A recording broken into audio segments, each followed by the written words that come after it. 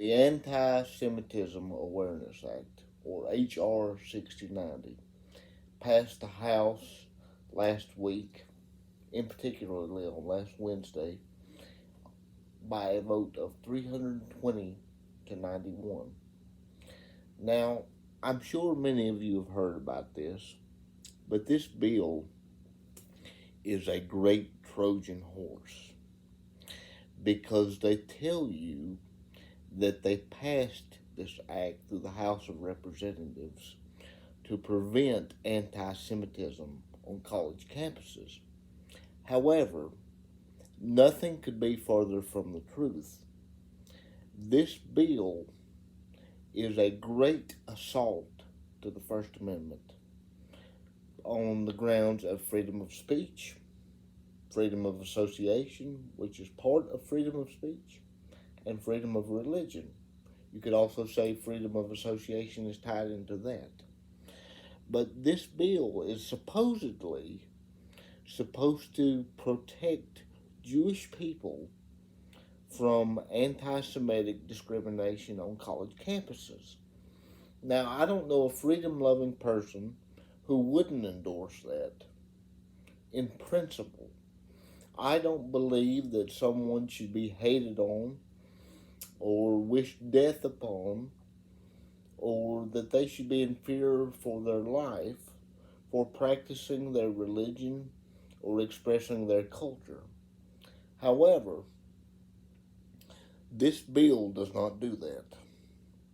And this bill, despite what Representative from New York, Michael Lawler, will tell you, is not doing that.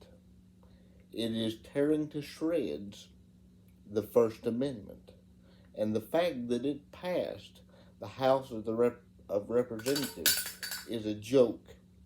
But before I get into why I believe that every liberty-loving individual, every freedom-loving American should stand against this bill, let me play for you what Matt Lawler had to say about the bill that he authored on the House floor last Wednesday. And then I want to play for you also his remarks after the bill was passed. Let's listen to it and then we'll talk about it. I rise in support of my bill, the Anti-Semitism Awareness Act. And I want to thank my colleague, Congressman Josh Gottheimer from New Jersey, for his courage in leading on this issue. In every generation, the Jewish people have been scapegoated, harassed, evicted from their homeland, and murdered. Many of us remember the Holocaust as the most recent large-scale instance of this, but it was hardly the first in the Jewish people's long history of persecution. Prior to October 7th, it may have seemed like we were making progress in fighting anti-Semitism, especially in the United States. A prime example, Jewish students weren't afraid to attend classes on their college campuses. And yet today, we hear calls for intifada ring out on school grounds. We see Jewish students being physically prevented from going to class, rioters chanting death to Israel and death to America, and so much more. In the U.S., Jews account for only 2.4% of the population, and globally they make up 0.2% of the world's population. The Jewish people need our support now. They need action now.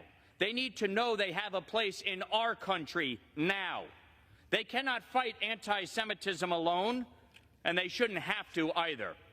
The Anti-Semitism Awareness Act requires the Department of Education to use the IRA working definition of anti-Semitism and its contemporary examples when enforcing Title VI violations of the Civil Rights Act of 1964.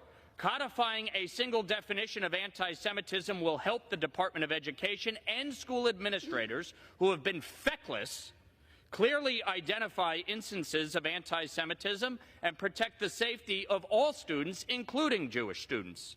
I rise in support. Hey everyone, it's Congressman Mike Lawler. I just want to say how proud I am that my bill, the Anti-Semitism Awareness Act, just passed the House of Representatives, 320 votes to 91. This bill has broad bipartisan support and will begin the process of cracking down on the anti-Semitism that we've seen run rampant on college campuses all across America. This is a big day and a big win. Now we got to get it through the Senate and signed into law. I look forward to working to get this across the finish line. Hey everyone, it's Congressman Mike Lawler. Now, you just heard Congressman Mark Lawler on the floor of the House of Representatives last week admit that H.R. 6090, the bill of which he is an architect, the goal of that bill, he admitted, was to enforce the IRA definition of anti-Semitism. Now, what is the IRA definition of anti-Semitism? Like many of you, I had to look it up. But the International Holocaust Remembrance Alliance's definition of anti-Semitism gets very interesting 3 points down from the bottom. I'll post a link to the official definition.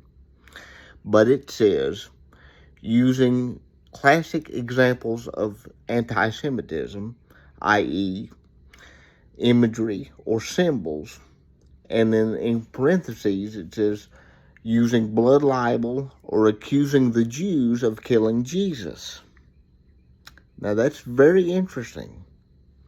You don't need to be a rocket scientist to know that if this definition of anti-Semitism were to be enforced under the Civil Rights Act of 1964, it would effectively outlaw the gospel of Jesus Christ on college campuses. In the Gospel of Matthew, chapter 25, the Jewish religious leaders said, "Let the blood of him be on our heads and our children." That's their words, not the followers of Jesus. And in 1 Thessalonians, Paul criticizes Jewish religious leaders, of which he was one, mind you, for killing the Jewish prophets and the Messiah. There are several passages in the New Testament that would be considered anti-Semitic under this definition. And mind you, as I said in a previous video, that it's not anti-Semitic to say Christ is the King. All the people that wrote the Bible were Jews. And I'm talking about the New Testament. All the apostles, the original 12, handpicked by Christ, were Jewish. Jesus was Jewish on his mother's side. He was born of the Spirit on his father's. But Peter, Paul, Matthew, all of them, all of the Christian apostles were ethnically Jewish that wrote the New Testament. But this bill, were it to pass, would enforce religious bigotry on Christians, and it would also tear to shreds being able to speak freely. It would tear to shreds free speech, because it would make it impossible to criticize Israel for anything. Now that's wrong. You can say that it's wrong to be anti-Semitic, and that it's wrong to accuse Jews of trying to bring the world to hell in a handbasket, quite literally, because they control the media or they control all the places in society that moves and shakes the world. I think that's crazy that anyone would think that. But it is wrong to take away their ability through government force to be able to speak their mind. Even people that hate the Jews, and I'm not one of them. I don't know a true Christian born of the Spirit that hates a Jewish person or anyone else. But there are times, my friends, when to be constitutionally correct, to preserve the fabric of America, we must allow people to be able to say evil things, because that's what the First Amendment protects. The First Amendment, as I have said many times, protects offensive speech. Who is the government to decide what is anti-Semitic and what is not? I criticize any true anti-Semite who calls for the death of a Jewish person for being ethnically Jewish or trying to practice their faith based on their understanding. But this is not the way to go about it. This would tear to shreds freedom of religion, freedom of speech, and freedom of association. If this bill is allowed to pass, this bill that shouldn't have even been brought to the floor of the House of Representatives, if it's allowed to pass the Senate and to be signed into law, I can't see how we can call ourselves an American republic anymore, because it burns the Constitution, essentially. This bill is a Trojan horse. You can read it for yourself. It's not my words. This bill would effectively outlaw the gospel on college campuses. People must be free to be able to practice their religion. And outlawing the New Testament, the book or collection of books which reveals Jesus as the Christ, is not the way to go about it. Jesus gave us liberty. I fight so hard for liberty in the natural because I know, because of what he did on the cross, I have freedom in the spirit and freedom in the natural. And I want to see that freedom preserved. And I will not allow this bill, which claims to address a problem of hate, a negative condition of the human heart. This bill, which claims to do that, is nothing but a Trojan horse which seeks to restrict the freedoms of all Americans, and American Christians in particular. I urge you, call your senators. This bill must not be allowed to pass the Senate. It is anti-American. It is anti-free speech. And there is a time, and that time is now, my friends, when we must make hard choices. As I said, I don't want to see anyone calling for the death or for the discrimination against someone for trying to practice their religion or because of the color of their skin or their ethnic creed.